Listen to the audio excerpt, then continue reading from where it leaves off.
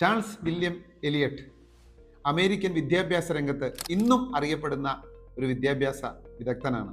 അദ്ദേഹം കോടിയ മുഖവുമായിട്ടായിരുന്നു ജനിച്ചത്. അദ്ദേഹത്തിൻ്റെ അച്ഛനും അമ്മയും പല ഡോക്ടർമാരെ കണ്ടെങ്കിലും അവർക്കൊന്നും ചെയ്യാൻ കഴിയുകയില്ല എന്നാണ് പറഞ്ഞത്.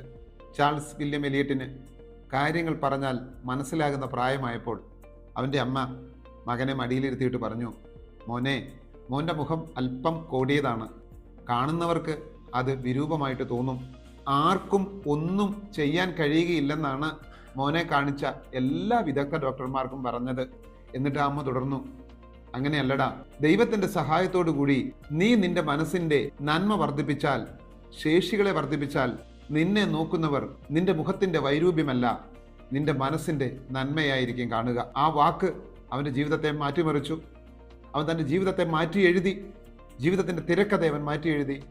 പിന്നീട് അമേരിക്കയിലെ വിദ്യാഭ്യാസ സമ്പ്രദായത്തെ തന്നെ മാറ്റിമറിക്കാൻ പര്യാപ്തമായിരുന്നു ചാൾസ് വില്യം എലിയട്ടിന്റെ പഠനങ്ങൾ. പ്രിയപ്പെട്ടവരെ, നമുക്കറിയാം, ഒരു 2 രൂപ കൊടുത്താൽ കിട്ടുന്ന പാരസിറ്റാമോൾ ഗുളിക അലർജി ഉണ്ടാക്കിയാൽ നഷ്ടപ്പെട്ടു പോകുന്ന ബാഹ്യ സൗന്ദര്യത്തിലല്ലേ നാം പലപ്പോഴും ശ്രദ്ധിക്കാറുള്ളത്.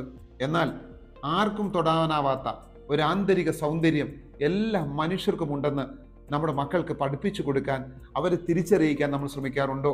ബ്യൂട്ടി കിറ്റുകൾ വാങ്ങിക്കൊടുക്കുന്ന നമ്മൾ നമ്മുടെ മക്കൾക്ക് അവരുടെ മനസ്സിൻ്റെ ആന്തരിക നന്മകളെ കണ്ടെത്താൻ സഹായിക്കുന്ന പുസ്തകങ്ങളുടെ ശേഖരമോ ഉപദേശങ്ങളോ പരിശീലനങ്ങളോ നമ്മൾ നൽകാറുണ്ടോ? നമ്മുടെ മക്കളുടെ മനസ്സിൻ്റെ ആന്തരിക സൗന്ദര്യത്തെ വർദ്ധിപ്പിക്കാൻ നമുക്ക് ഏവർക്കും കഴിയട്ടെ.